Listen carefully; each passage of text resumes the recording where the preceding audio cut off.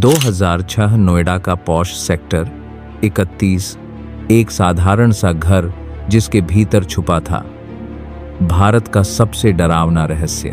पिछले महीनों से बच्चे रहस्यमयी तरीके से गायब हो रहे थे और जब पुलिस ने उस घर की दीवारें खोदीं तो जो मिला उसने पूरे देश को हिला दिया।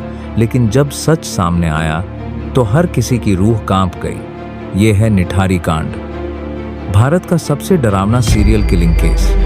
निठारी और आसपास के इलाकों से बच्चे एक एक करके गायब होते गए। ज्यादातर गरीब परिवारों के बच्चे जो खेलने निकले और फिर कभी लौटे नहीं। घर वालों ने पुलिस से गुहार लगाई, लेकिन जवाब मिला बच्चे भाग गए होंगे। दिन हफ्तों में, हफ्ते महीनों में बदले और गायब होने का ये सिलसिला थमने का नाम नहीं ले रहा था।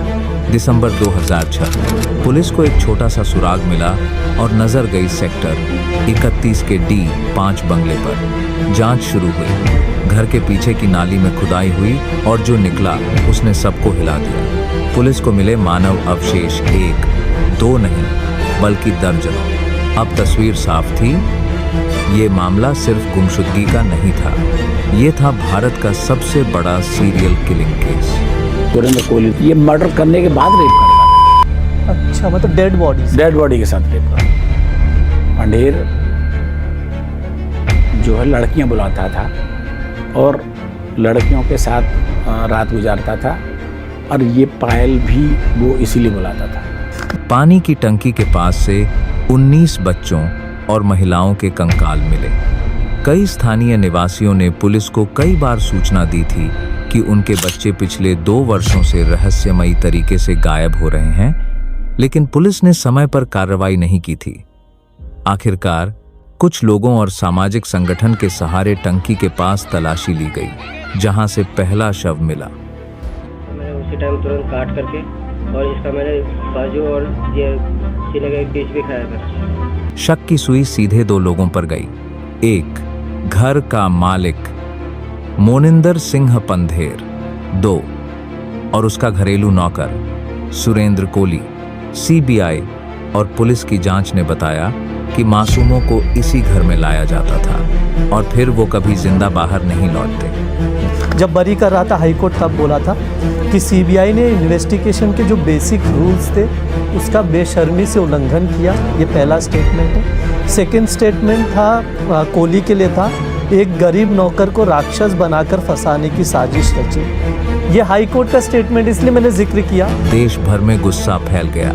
लोग सड़कों पर उतरे और सख्त से सख्त सजा की मांग करने लगे। 2009 में अदालत ने सुरेंद्र कोहली को फांसी की सजा सुनाई। मोनिंदर पंधेर भी कई केसों में फांसा, कुछ में सजा, कुछ में बरी। केस सुप्रीम कोर्ट तक गया, सालों तक चला। हर सुनवाई, हर खबर लोगों को याद दिलाती रही कि इंसान की दरिंदगी कहां तक जा सकती है। निठारी कांड सिर्फ अपराध की कहानी नहीं है, ये सिस्टम की विफलता की गवाही भी है। हर एंगल से पूछताछ करी। कभी कभी झुंझलाहट में 3rd डिग्री पे भी हम ले आते थे, लेकिन उसके चेहरे पे कोई परिवर्तन नहीं आता था।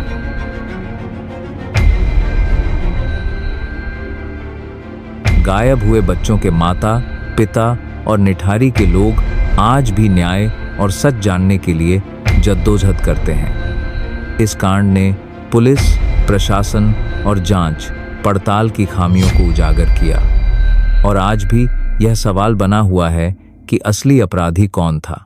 सोचिए, अगर पुलिस ने शुरुआत से शिकायतें सुनी होती तो कितनी जानें बच सकती थीं? ये केस हमें याद दिलाता है, कभी सबसे बड़ा डर हमारे अपने पड़ोस में छिपा होता है। निठारी कांड एक ऐसा सच जिसे भुलाया नहीं जा सकता और जो हमेशा ये सवाल छोड़ जाता है, क्या हमने इंसानियत को कहीं खो दिया है?